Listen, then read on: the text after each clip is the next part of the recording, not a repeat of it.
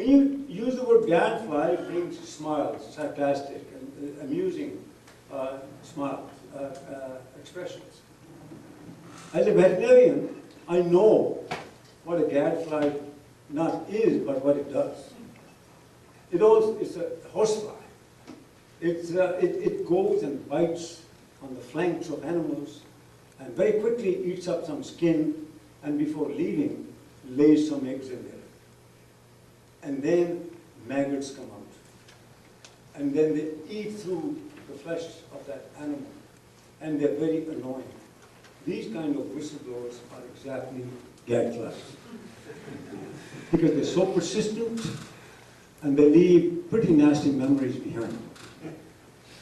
And they refuse to go away.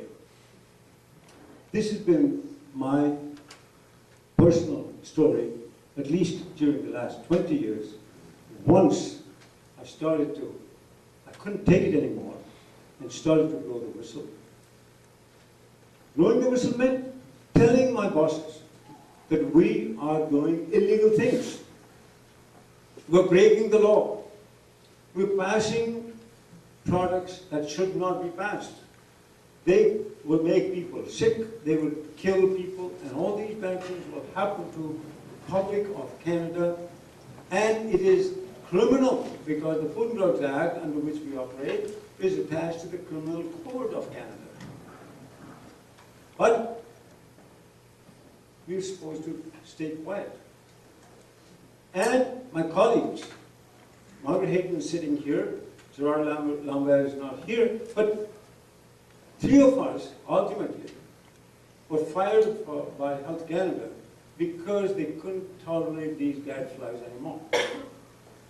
So the word was fire, regardless. And we will see what happens. That was 5 years ago. Our lawyer, David Jasbeck, is sitting here. He's been with us through that period and before. Throughout the whistleblowing history, my whistleblowing history, David Jasbeck has been handling this for the last, now, almost 20 years. Now, this is not something that somebody's making a mistake or something. These eminent lawyers are with us. The cases have gone to court. I've gone to the federal court something like 20 times, and I've won everything. And our complaint is that we are being pressured, we're being forced to pass and maintain drugs of questionable safety. And the pressure is coming from the Privy Council of Canada. I don't know how many of you know what Privy Council really is and does. Privy Council means the Prime Minister, the Cabinet, and the Clerk of the Privy Council. The Clerk of the Privy Council has three responsibilities. He's the Deputy Minister to the Prime Minister, he's the Secretary to the Cabinet, and he's head of the whole bureaucracy. That is the total power of Canada in the hands of this one man, one person, one woman, whoever that clerk is. So therefore, if the complaint is from people working way down in the sinews of the bureaucracy, saying that we're being pressured to break the law and the pressure is coming from the Privy Council of Canada, what should happen? There should be a public investigation immediately. No. That's not to be done.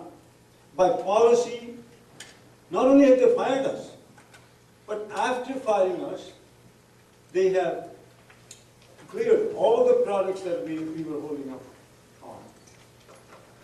That is killing people. The latest, and if I were working at Health Canada today, I would probably be charged for something else. The latest, all of you know what's happening right now, is with the swine flu story. It is a hoax. So was the avian flu. And it's all described already in my book before this story became a story. From 1976, what happened then? How many people got paralyzed from taking the vaccine at the time? Connect that story to the native population. A few weeks ago, I received a request from a member on behalf of, they hold a national convention in Ottawa and on health, and they asked me, an individual working as senior scientific advisor for the native populations, approached me if I could appear there and give a paper. I said I would. And then I started to receive emails asking me to send an abstract. And it has to be done today by 12 o'clock, otherwise people won't be accepted. So I said, well, there's a rush. I felt some kind of a tension there. So I sent the abstract anyway. 4 or 5 days ago, I received an email from the same individual saying, not only have they declined my paper, this is not the population itself. This is the Aboriginal people. This is how racism works. Your own people turn on you. They said they are not going to allow even a discussion on the subject because we're talking about swine flu. And we know. And who did this? Health Canada. Health Canada has a role to play in this issue because we have heard what they've been doing. Native populations have been saying, you're talking about the flu, we're already dying from other things, how are you going to take care of us? So, what did Health Canada do? Send them body bags. This is public news. This is public news. And so, why would anybody come here to listen to this? Why would media come here to listen to this? Because media, right now, for the last several months, the whole world media has been drumming up this nonsense of bird flu, or swine flu now. It cannot happen. If it does, there's nothing we can do. This vaccine, there's 10 of them out there now. 5 or 6 different companies. And they're all experimental. And they all can be harmful to your health. You can get paralyzed. We know from 1976. And yet, there are laws now. Quebec has already passed it. In the United States, they have passed in Massachusetts and others that this is an international emergency.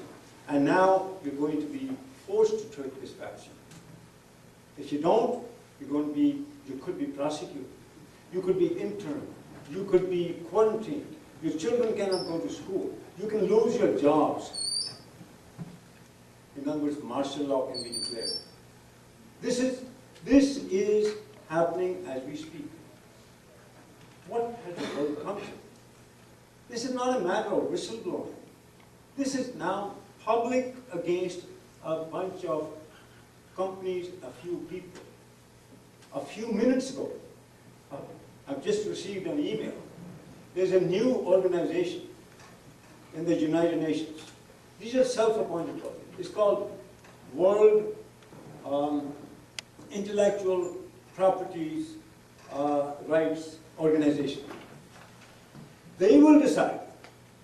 They hold this intellectual property, whether they're making a vaccine or they're producing a product, what goes into your food, what goes into your body, what drug you will take, and how it will be handled, and how all the natural food will be eliminated, and how all the natural medicines will be eliminated. In fact, you cannot hold a product.